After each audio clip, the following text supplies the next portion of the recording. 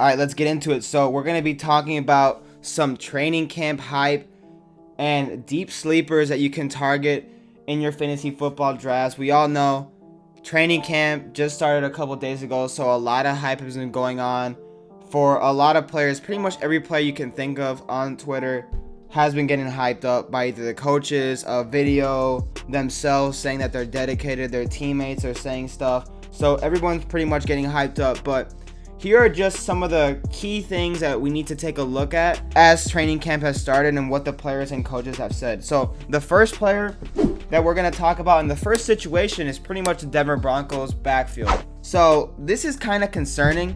I'm not going to lie. Vic Fangio has already stated that there's no starter in this backfield. Both Melvin Gordon and Phillip Lindsay are going to be the 1A and 1B. And that's pretty concerning. I'm not going to lie. For a guy who's being drafted in the third round, Melvin Gordon hasn't been looking good. He's struggled to get adapted to the play style in Denver. He just got injured. There's been nothing but bad news for Melvin Gordon. So I'm really hesitant on spending a third round pick on Melvin Gordon. I've already said, I don't know if I said in one of the bus videos that I had him or not, but I did not like Melvin Gordon at all because I thought Phillip Lindsay was the better running back. I just thought it was going to take some time for that situation to get resolved and Phillip Lindsay's talent to finally shine. But I think it's going to come faster than we think. You know, I think Melvin Gordon's going to have a role, obviously, but Phillip Lindsay is a guy we need to watch. Phillip Lindsay said that he added 10 pounds of muscle throughout the offseason. He's motivated as ever since the Broncos, for some reason, bought Melvin Gordon in to replace him, even though he's put up back-to-back 1,000-yard seasons. But nevertheless, Phillip Lindsay, like I said, he added 10 pounds of muscle. He's looked explosive. He's the same Phillip Lindsay we always know, and a lot of people just don't seem to get that Phillip Lindsay does not need a lot of usage in this offense to be productive. He's put up 1,000 yards back-to-back seasons while only getting less than 50% of the snaps. So if he gets 40, 45, and he's going this late in drafts, that is a steal. That is such a steal for a guy who's super talented. I've always liked his talent. I'm definitely going to target Phillip Lindsay a lot more after this news has come out and after all these, speculations have come out that this is going to be a committee-style backfield. This isn't going to be the Melvin Gordon show like a lot of people thought. So I'm completely staying away from Melvin Gordon. I was already not planning on drafting Melvin Gordon. He's for sure on my bust list, because this situation that we have right here, all the news that we've been getting, is super concerning. We always knew in the back of our heads that maybe Phillip Lindsay, they can't replace Phillip Lindsay that easily. And if you predicted that, you were right.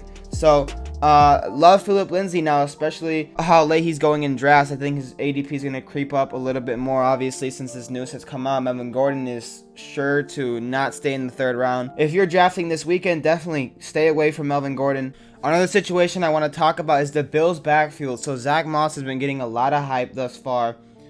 The Bills have said that he could play a bigger role than people are expecting. I don't know if it was the Bills coaches or whoever. I think it was a beat writer maybe. He's also shown some ability in the pass-catching game throughout training camp. So that's something to monitor when you draft Devin Singletary, because that's supposedly Devin Singletary's work. That third down running back, that pass-catching running back, that explosive running back who's just going to come in. I always thought that Zach Moss was going to fill in for the Frank Gore role while not catching many passes. But if he's shown improvements in the passing game, then maybe this backfield is going to be different than what we thought. Maybe it can be somewhat of a 49ers type of backfield where they just ride the hot hand, whoever's going, either Devin Singletary or Zach Moss. And that makes Zach Moss a really, really nice pickup in the double-digit rounds, because he could easily be the starting running back on any given week on this Bills backfield. His upside is limited, however, because we all know Josh Allen loves to run the ball. He's going to get those goal line touchdowns. He's going to get those red zone touchdowns, just running it in, stealing and vulturing from Zach Moss from his goal line work. So I don't know how big his upside is. Even if Devin Singletary does get injured as well, I still see him as more of a running back 2 or RB2 than a RB1 if Devin Singletary were to get hurt.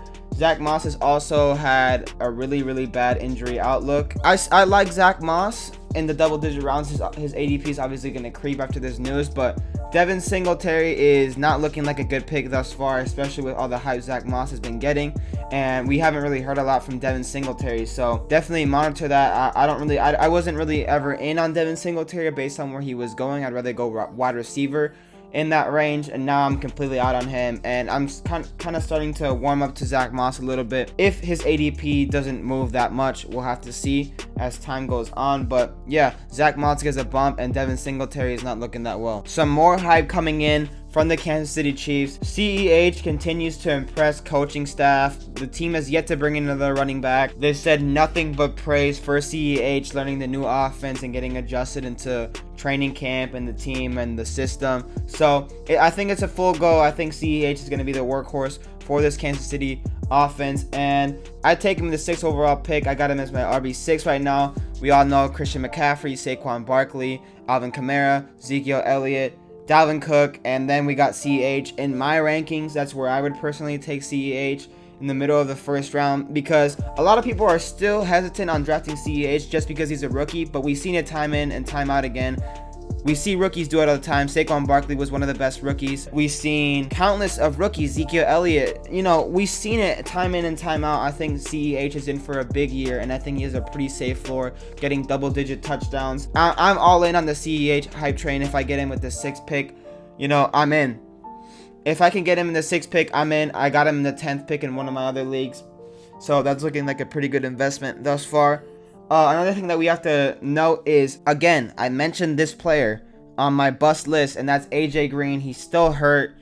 They're still getting news that he's still hurt. I don't know why people are still drafting him. Seriously, guys. If you want a guaranteed bust and you want to waste a pick, go ahead and draft AJ Green. You've been warned. Please do not draft AJ Green. Some more news coming from the Philadelphia Eagles. Miles Sanders is week to week, along with Boston Scott, with a lower body injury. They're both expected to be good to go by week 1, but why this is news and why this is concerning is because we don't really know what Miles Sanders' injury is. We don't really know the full diagnosis of it. So there could be a situation where Miles Sanders misses all training camp and he goes in less than 100%. And if you're drafting, that is something to keep in mind. I've ranked some players a little bit higher than Miles Sanders. Now I'd rather go with Josh Jacobs now, and I'd rather go with some other guys, because you never want to draft a player that's injured, especially in fantasy football. So we'll have to get more of the diagnosis and more details on this injury. I don't think it's going to be too much of a big deal, but it's definitely something to worth monitoring. And another thing that somebody else brought up that I didn't even think of was both Miles Sanders and Boston Scott both have this injury. So that could entice Doug Peterson to maybe go out and sign a Devontae Freeman, because he doesn't have anybody who's healthy in training camp right now. So this is a situation definitely worth monitoring as the days come up. I have a couple investments in Miles Sanders, so I'm hoping the best for him. I'm hoping this is just a way to get him rested for week 1, which I think it is, and I hope that they don't bring in Devontae Freeman, because I personally love Miles Sanders this year. But we'll have to monitor this situation and adjust our rankings and adjust our outlooks as more news comes out on this situation. So keep that in mind. Some more news. Josh Allen is playing more confident than ever. He's looking like a new man. And do we buy this Josh Allen hype? I am buying it, because I put him in one of my breakout videos a couple days ago, not too long ago. So I do think Josh Allen is going to improve a lot in his 3rd year in the league. I still think his accuracy issues are still something to be worried about, but in fantasy football, all we care about is the points, not if they're a good real life player or not. We know that he's going to run the football. We know he's going to get a lot of rushing touchdowns. Stephon Diggs is there. Josh Allen is getting way too much hate, and for fantasy football, I really like him. I think he could be a top 5 quarterback this year. Yeah, I'm buying this Josh Allen hype. I wish him the best in his 3rd year in the league, because this could really be a make or break year for Josh Allen in his 3rd year. So we'll have to see with this Bills quarterback situation. One last guy I want to mention today, Auden Tate has been impressing Bengals staff. There was a couple of videos on Twitter where Auden Tate was catching passes from Joe Burrow. I think they have that rapport. They have that connection. So Auden Tate is kind of looking like an interesting guy in Dynasty. If he's on your waivers, definitely go scoop him up. Definitely go at least monitor him and see what he does in training camp, because I think Joe Burrow is kind of having that rapport with Auden Tate. Auden Tate has been looking like a beast from the videos I've seen on Twitter, so definitely something to monitor, especially in maybe deeper leagues. If you want to take a shot on Auden Tate with Joe Burrow being the new quarterback, definitely something to monitor. And I wouldn't hate an Auden Tate pickup from anybody. He has the talent.